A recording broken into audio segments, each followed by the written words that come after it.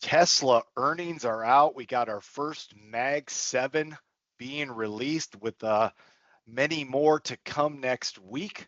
Quantum computing in the news. We love that. And then homeowners refinancing, waiting for rates to drop, hopefully.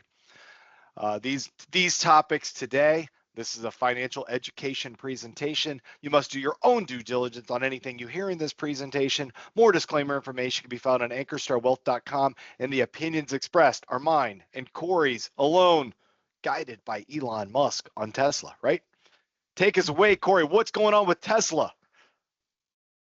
All right. So stocks, it was down a little. It's kind of coming back down just a couple percent on the day. You know, I have this, Mike, here. I'll show you this. Let's go and look at that earnings report. Do we care about the earnings report? We don't care about the earnings report. The investors don't care about the earnings report. The earnings report wasn't good. It wasn't good. And it wasn't really surprising. What does matter though for Tesla, and it's kind of been this way for a long time, is the future. And this was my favorite quote, which maybe people are excited about out there. But he's talking about the question is, you know, yeah, I don't know, something to the master plan, but he's talking Optimus. He found an infinite money glitch, he thinks. And Mike, I actually thought I found an infinite money glitch one time. I'll spare you the story. I did not. But Elon thinks he has an infinite money glitch, and I would trust him over me. But he says Optimus at scale. That's the robot.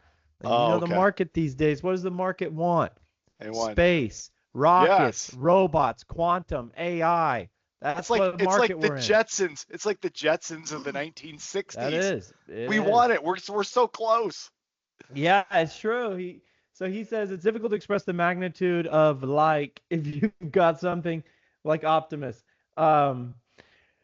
It achieves 5 times the productivity of each person per year, operating 24/7. It doesn't even need to charge. It can operate tethered, like plugged in. Oh my gosh! Except have you ever? I've operated a tethered vacuum before, and sometimes the tether can kind of get tangled. There'd be a problem actually I've already seen too many AI horror movies where they start off like the AI assistant is great, and by the end of the movie, it's killing the family members or stealing the husband, or it's crazy stuff. So, but Optimus sounds good. So Optimus is it. Optimus is it. Now, when is Optimus going to add to the bottom line? You're probably looking at like a 2030. We'll call it mid 2030s. Is when you'd probably start seeing tons of revenue potentially coming from an Optimus robot. Now, here's where some Tesla investors may run into a little issue. Potentially, it'd be short term, if things play out the way Elon projects. But if you hold, and I'll say, some people say like, oh, you put a carrot or whatever out in front of someone. I'll say for me, it'll be like queso. If you put some queso out in front of me, and it's really close. A Beyond Meat burger. Oh, no, not that. But if you put the queso real close to me, I could smell it. I can see it. If I can really get my eyes on it, I mean, I'm going to want it pretty bad. But that would be something that maybe I'd eat today for lunch. You start telling me you're going to add to revenue in the 2030s with an infinite money glitch. I might be excited about having some queso or revenue out in the 2030s, but I might forget because, humans, we can get caught up in the moment. So in between now and when Optimus is productive, you could see some volatility in the stock. Again, that's just something to keep in mind if you're a long-term Tesla shareholder. I don't think any Tesla shareholder would be surprised by that statement. They've got the vision. So let me throw this in. 6 years ago, 6 years and a month ago, I bought a Tesla. They said, within a year, it'll be able to drive itself. You can just, focus on, playing on your phone or something. I don't even know, but it'll drive itself. 6 years. So, I have the full service drive, whatever that package is. 6 years later, I'm telling you, the thing still makes me look at the road, If my eyes look away, the camera's watching my eyes, it starts beeping. You got to pay. I'm like, why did I pay for full self drive? I can just do this myself. So what I'm saying is Elon's promises don't always line up with the timeline that he puts out there. I get it, maybe a year or two delay, but we're 6 years in, at least in my personal experience, and it doesn't feel like we're close because I still have to do that. So anyways, there used to be a term in the software industry called vaporware. Like, we're going to project what we have. We're going to get excited. We're going to get our customers so they don't buy something else. They got to buy it from us because we're coming out with it, and that's vaporware. I don't know. We'll see where this, we'll see You know where, what it reminds me of? You know what it what? reminds me of? It's like when I was learning how to swim, and I'd be on the edge of the pool, and my dad would be standing, a few feet away, like 3 feet away, 5 feet away. He'd say, Uh-huh. swim over to me, and I'd start swimming. And then he'd start backing up. And I'm like, Yep. yo, I already let go of the wall. Like I can't turn back, but you punk, you didn't tell me. You signed me up for something I didn't agree to, but then you can't give up, so you got to stay. So maybe I was a little mini Tesla investor. I didn't know it. I don't know. But I think you had a fear for your life, which is why you kept swimming. Well, I think Tesla investors may have feared for their life here and there over the years. All Actually, right. Mike, on average, crazy statistic, if you've been a long-term shareholder of Tesla, obviously you've done well. And I'm saying let's go back, 2015, whatever. On average, you are down 40% from the all-time high. So just on an average day, you are 40% from your all-time high. But of course, it hits new all-time highs pretty often. But it's Yeah. just a lot of volatility in the stock. Right. Well, talking about volatility, here's some stocks that have volatility. Quantum stocks.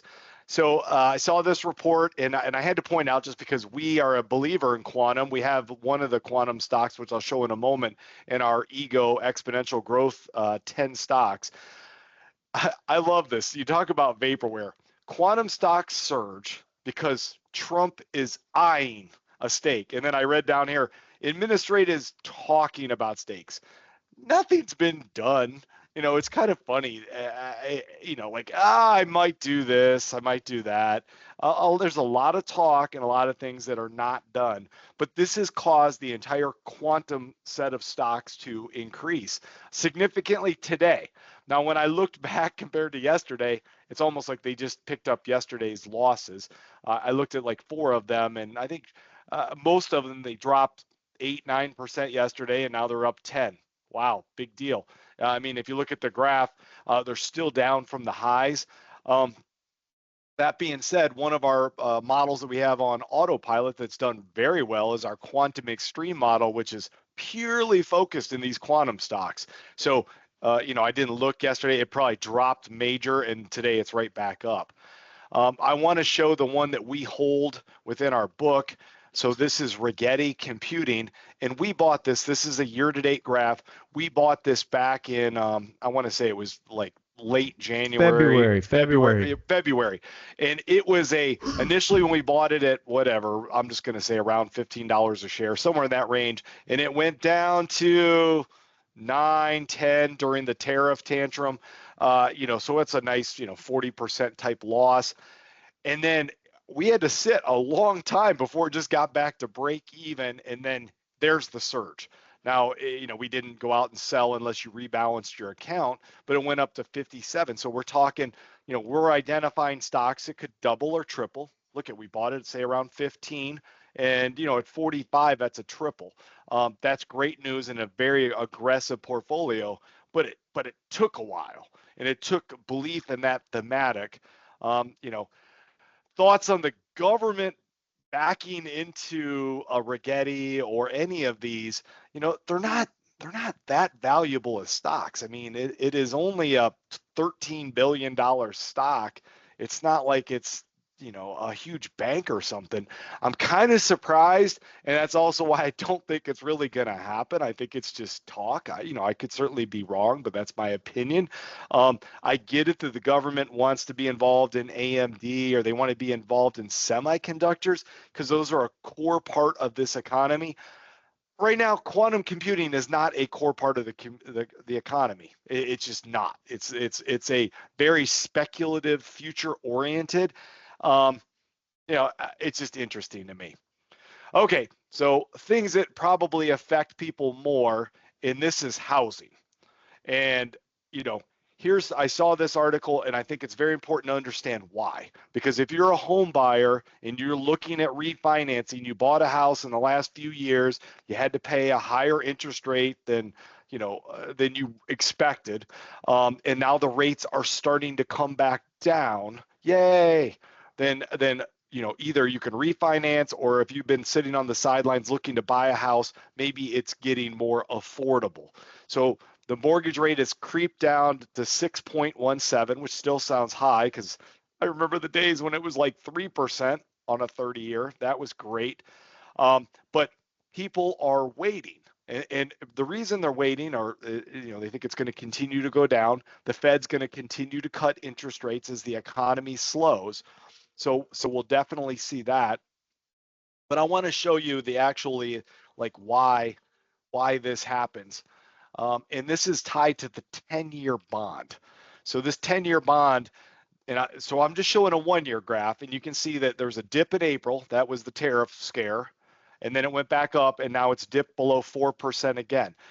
When I was buying houses and refinancing houses, I was always watching this 10-year bond. When it drops, the 30-year drops.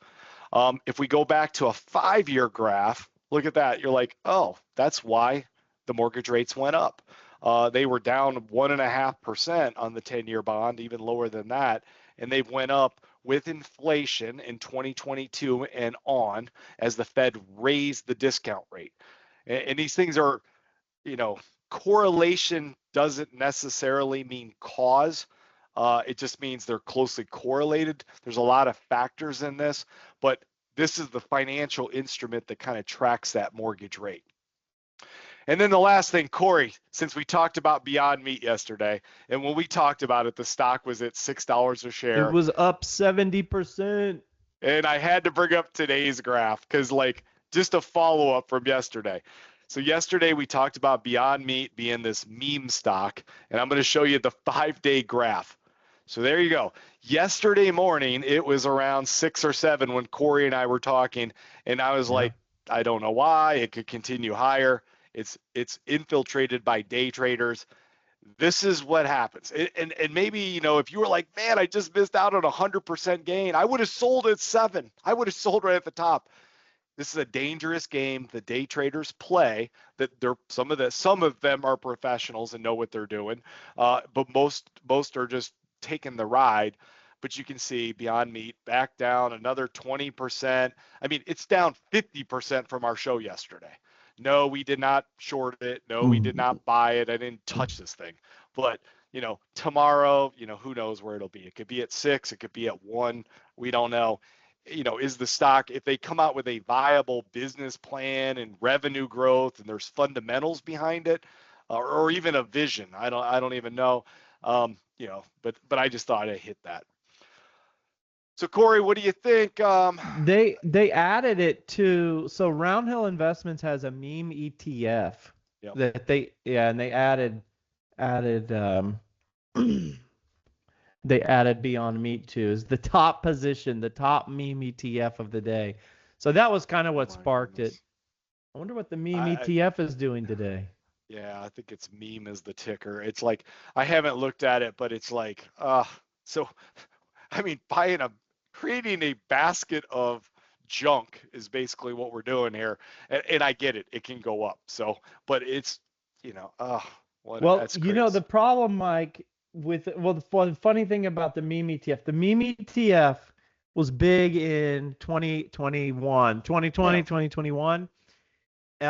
It actually got so bad, they delisted it. Yeah. They delisted it. And do you know when they brought it back? October 8th. So hopefully it's not an indication that, that we're back in a 2021 situation, but Yeah. So what happened is, during the, COVID time and when checks were issued, Some people thought they would get into the day trading game. I know there was a surge of day traders, because they got some money. So it's like gambling, which causes these meme ETFs, obviously the biggest one being GameStop, but then GameStop, AMC, Hertz, Bed Bath and Beyond. What's the bear? Make a Big Bear. bear. No, it's the one where you make your own bear at the mall. Like, Oh no, that one actually that one was the reverse. That one oh was like it went from being bankrupt basically to actually surviving, probably due to some of the stimulus and whatever measures were yeah, taken. They probably had rent frozen and stuff, and then they survived, and then the stock it'd be like the best investment of your life. Build a bear workshop. hug a bear, build a bear workshop. That was, Yeah. I don't know, like some of these things, it's crazy to me. But anyways, we don't need to report on all the meme stops. They come in every week. There's another new one. So with that, we'll be back to. Is there any earnings out today, Corey, that we're gonna like, or is it Tesla was all the for big next one for week? this week. It's now we're kind of looking to next week. I mean, Honeywell's moving today in a good way. IBM is down a little bit. Tesla's down a little bit. So, but next week we get big tech and we get to really get an update on AI, right? All What's right. AI looking like? So the over under on how many times each company will mention AI in their earnings call is 28. Take If the they over. if they don't mention AI, their stock is going to crash. Corey, I'll be interested if some of them start mentioning quantum computing. So that'll be the new term that we're looking for in an earnings. Quantum computing. That'll be the next buzzword. So with that, have a good one. Thanks, everybody.